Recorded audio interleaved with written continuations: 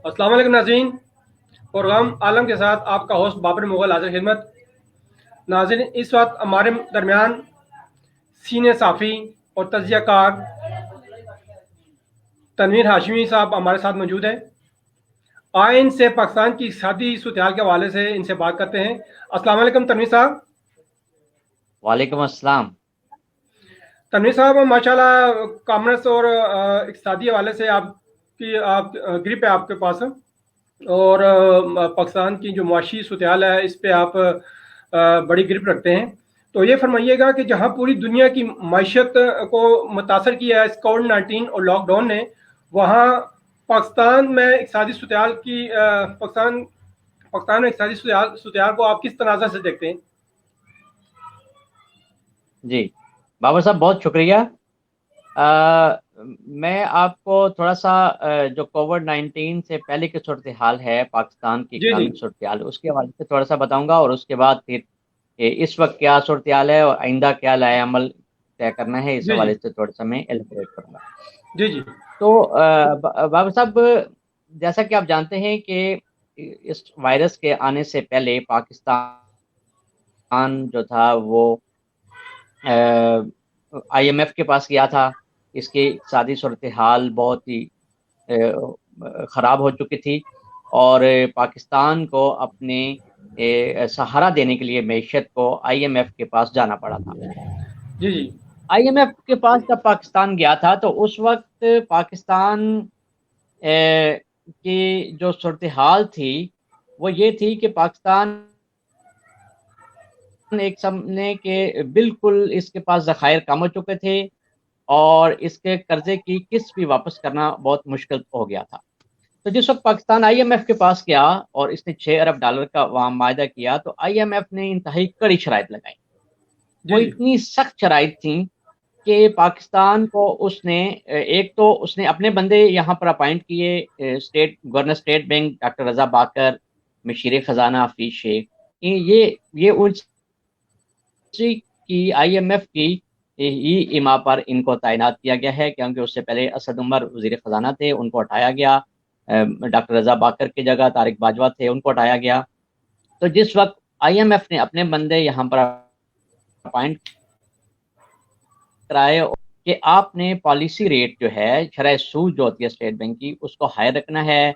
आपने डॉलर के रेट को, रुपए के रेट को आपने नहीं छेड़ना, वो आपने मार्केट रेट के मुताबिक रखना है। और इसके अलावा जो बिजली की कीमतें बढ़ानी हैं, और बाकी जो रेवेन्यू टैक्स लगाने हैं, और बाकी जितने भी इकदाम है, बहुत सारी शराइत थी। तो वो पाकिस्तान ने मन अन उन पर अमल किया, और पॉलिसी रेट, टैक्स रेट जो पाकिस्तान का था वो 13.25 पर चला गया। जो 6 था, 6% शरह सूद था, वो 13.25 पर चला गया। डॉलर जो था वो रुपए के मुकाबले में एक मौके पर 166, 165, 66 रुपए पर चला गया। और इसी तरह मुल्क के अंदर बहुत ज्यादा महंगाई आ गई। गो के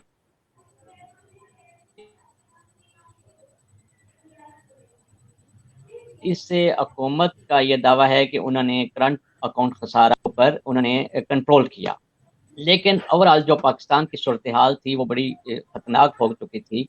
तो एक तरह से जो कोरोना वायरस आया, इसके दोनों इम्पैक्ट हैं। इसके मैशत पर मनफी असरात जहाँ पर आए हैं, लॉकडाउन हुआ है, उसके अलावा एक अपॉर्चुनिटी भी पाकिस्तान के लिए पैदा हुई कि वो आईएमएफ के उस जंगल से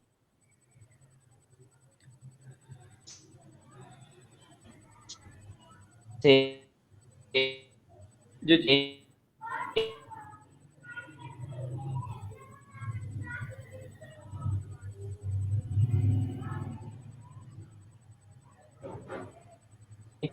काफी आवाज आ रही है सर मेरी? आप जी, जी, आवाज़ आ रही है, आप बात करें। जी। तो जहाँ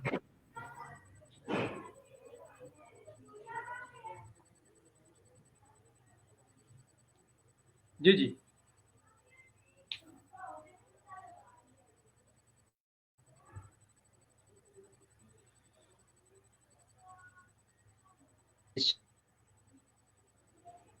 टेररिस्ट और लोगों की जो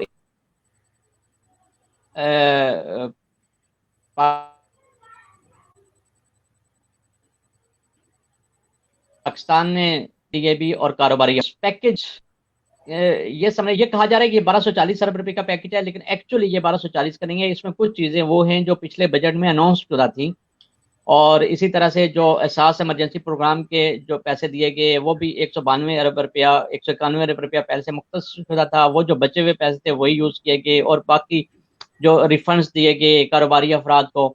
تو بہت ساری چیزیں یہ صحیح. تقریباً جو ہے وہ 400-500 ارب روپے کا پیکج ہے.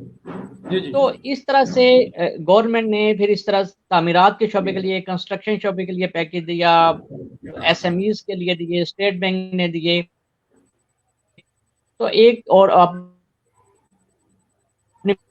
پالیسی ریٹ پر ہو گئی ہے. تو یہ ان کو سنبھلنے کا تھوڑا سا موقع مل گیا، اور آئی ایم ایف سے بھی تھوڑا سا ان کو جو ان کی شرائط ہیں اس سے بچنے کا موقع مل گیا. اور اس کے ساتھ ساتھ انہوں نے آئی ایم ایف سے امداد بھی لی، جو 1 ارب 40 کروڑ ڈالر کی امداد ہے وہ بھی ان کو مل گئی. اور باقی جو عالمی بینک اور جی شہری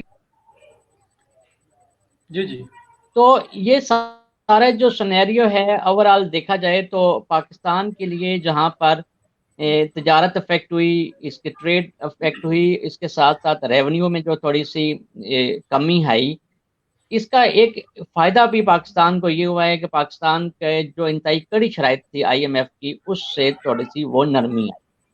اور اب پاکستان بجٹ تیار کر رہا ہے اگلے سال کے لیے. پاکستان کے معاشی ٹیم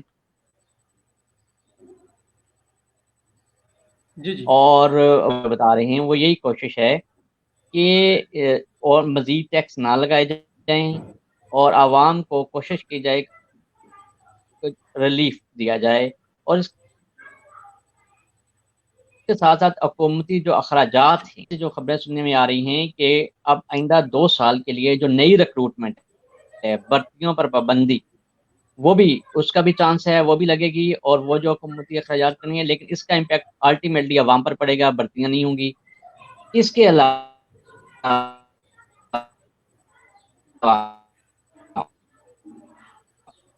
جی جی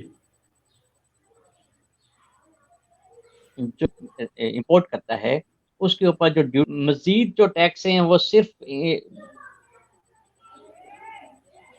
انہی چیزوں پر لگانے کی تجاویز ہیں جو نان جو محدود جو اس میں ہے. ایک اور جو اہم جو بریکنگ نیوز ہے اس میں یہ ہے کہ حکومت یہ بھی سوچ رہی ہے کہ جو احساس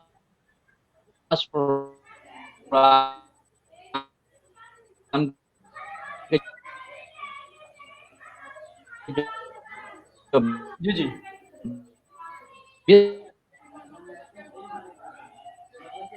اگلے 1 سال کے لیے مین ان کو بجلی، اور یہ بھی ایک تجویز ہے. اس طرح سے جو سرکاری ملازمین ہیں ان کی تنخواہوں میں اضافے کی تجویز ہے 20% کی. تو یہ تو وہ ہیں جو ڈائریکٹ عوام کے حوالے سے. لیکن دوسری طرف جو ترقیاتی اخراجات ہیں وہ بھی کم کرنے کی تجویز ہے ڈیولپمنٹ ایکسپینڈیچرز کو. اور اس کے ساتھ ساتھ جو ریونیو کا ٹارگٹ ہے، گو کہ ریونیو کا ٹارگٹ آئی ایم ایف نے پاکستان کے اگلے سال کے لیے 5100 بلین روپیز رکھا ہے. جی جی لیکن پاکستان کی یہ کوشش ہے کہ چونکہ کرونا کی وجہ سے تمام کاروبار ڈسٹرب ہوئے ہیں تو ٹیکس کلیکشن میں کمی آ سکتی ہے، لہذا اس کو کم کیا جائے. تو کوشش جی یہی ہے ان کی کہ 4500 ارب روپے تک اس کو لے جایا جائے. جی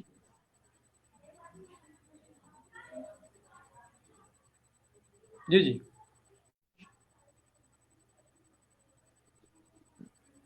تو بابر صاحب یہ جو اوور آل اکنامک صورتحال ہے کووڈ کے بعد کی، اور یہ تو ایک طرح سے پاکستان کے بہت سے کاروبار اس سے ڈسٹرب بھی ہوئے ہیں، جہاں پر پاکستان کی حکومت کے لیے تھوڑی سی اس میں اپرچونیٹیز آئی ہے، باعث امداد ملنے کے چانسز ہیں. قرض ریلیف کے لیے پاکستان نے درخواست کی ہوئی ہے G20 ممالک سے.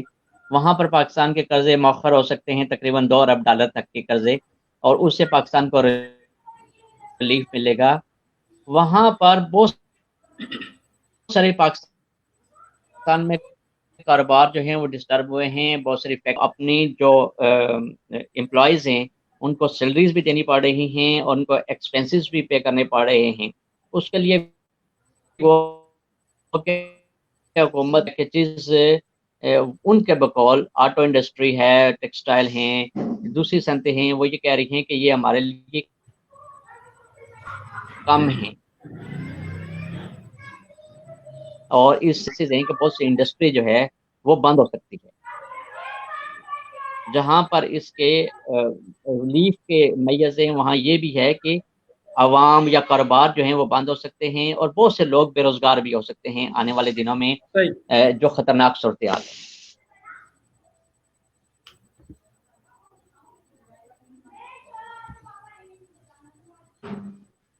जी तनवीर साहब। जी जी। तो अब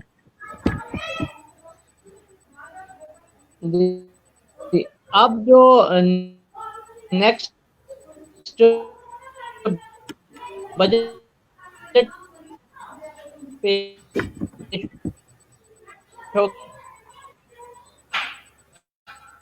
अरब रुपए का उसका वॉल्यूम होगा और उसमें कोशिश यही है हुकूमत की कि कम से कम जो है वो उसमें टैक्सेस लगाए जाएं और रिलीफ मेजर्स। तो इसमें प्राइम मिनिस्टर की तरफ से भी काफ़ी ज़्यादा जो इकनॉमिक टीम है उसको इंस्ट्रक्शंस आ रही हैं कि आप रिलीफ मेजर्स के लिए इक़दाम करें और एक प्राइम मिनिस्टर की हदायत पर एक इकनॉमिक थिंक टैंक भी बना है जो मुख्तलिफ इकोनॉमिस्ट हैं उन पर मुश्तमिल है। कोई हुकूमती अहदेदारान हैं, मशीर ख़जाना हैं, मशीर तजारत हैं, सेक्रेटरी ख़जाना हैं, तो वो लोग भी बहुत सी तजावीज़ तैयार कर रहे हैं बजट के।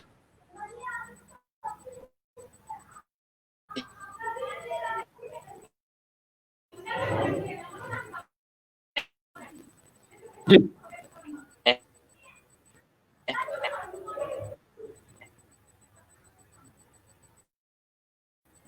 जी जी।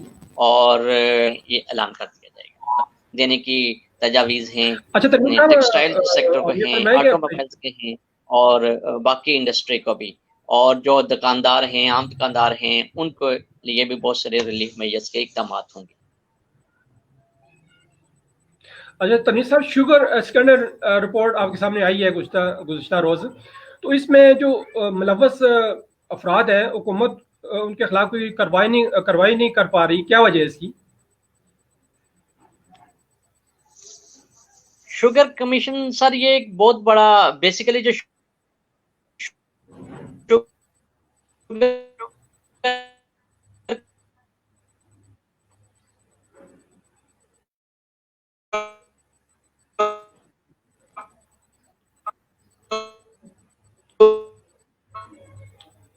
की जी जी हवाले से है।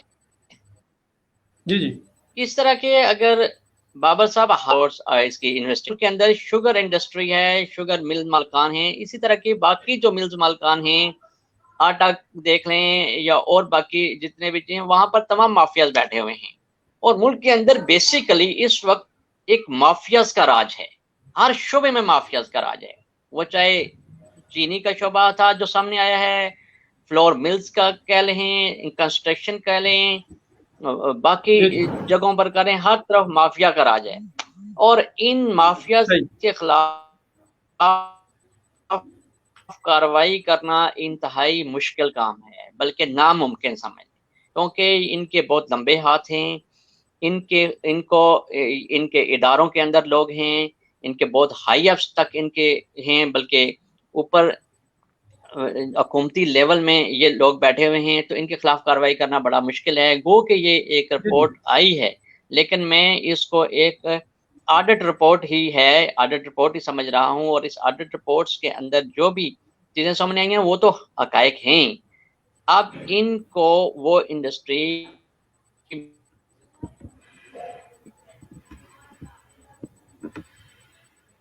जी जी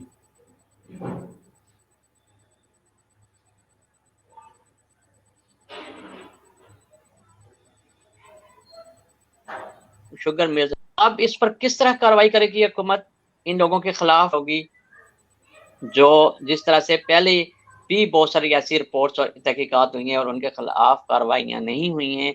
अभी भी यही एक असर है कि ये माफियाज के बहुत लंबे हाथ हैं। گو کہ انہوں نے اربوں روپے لوٹے ہیں، ملک کے اربوں روپے ایسے ہتھ کنڈے استعمال کیے ہیں کہ سبسڈیز لی ہیں اور کاشتکاروں سے سستا گنا خرید کے زیادہ شو کیا ہے، ٹیکس نہیں دیے ہیں، پھر جو مسابقتی کمیشن ہے اس کو ساتھ ملا کے جو ان کی کارٹلائزیشن ہے اس کے اوپر اقدامات نہیں کرنے دیے ہیں۔ ایس سی سی پی پاکستان کے اداروں نے ان کے خلاف اقدامات نہیں کیے ہیں، آپ اندازہ کر لیں۔ ایس سی سی پی، مسابقتی commission of Pakistan, F B R, state bank of Pakistan, تمام ادارے۔ تو اس کا کیا مطلب ہے کہ یہ مافیاز بہت مضبوط ہیں، اتنے عرصے سے یہ مافیاز پاکستان کے عوام کو خون نچوڑ رہے ہیں، لیکن ایسا کوئی نظام یہاں پر نہیں ہے کہ ان کو پکڑا جائے، ان کو سزائیں دی جائیں۔ یہ نظام جو ایک کرپٹ نظام ہے اس کو ختم کیا جائے۔ پرائم منسٹر عمران خان کی تو کوشش ہے اور وہ شاید خواہش بھی ہے، لیکن شاید اتنے لمبے ہاتھ عمران خان کے بھی نہیں ہیں جتنے ان مافیاز کے ہیں۔ نہیں تنویر صاحب، یہ تو آپ بجا بات کر رہے ہیں، لیکن جو مافیاز کی آپ بات کر رہے ہیں، مافیاز تو اس میں کوئی شک نہیں ہے کہ حکومتی اداروں میں، حکومت کے ایوانوں میں موجود ہیں۔ تو جب تک ان مافیاز سے چھٹکارا حاصل نہیں ہم کر سکتے تو اس وقت تو پاکستان ترقی نہیں کر سکتا۔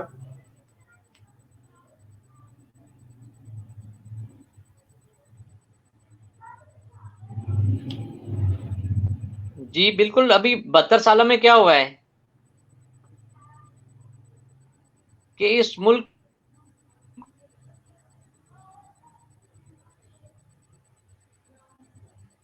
اور جو امیر لوگ ہیں، جو مافیاز ہیں، وہ امیر تر ہوئے ہیں، اور اسی جی طرح کے ہتھ کنڈے استعمال کیے گئے ہیں جن کا عوام کو خبر بھی نہیں ہوتی کہ یہاں ملک میں کیا ہو رہا ہے، کس طرح سے لوٹا جا رہا ہے، اربوں روپے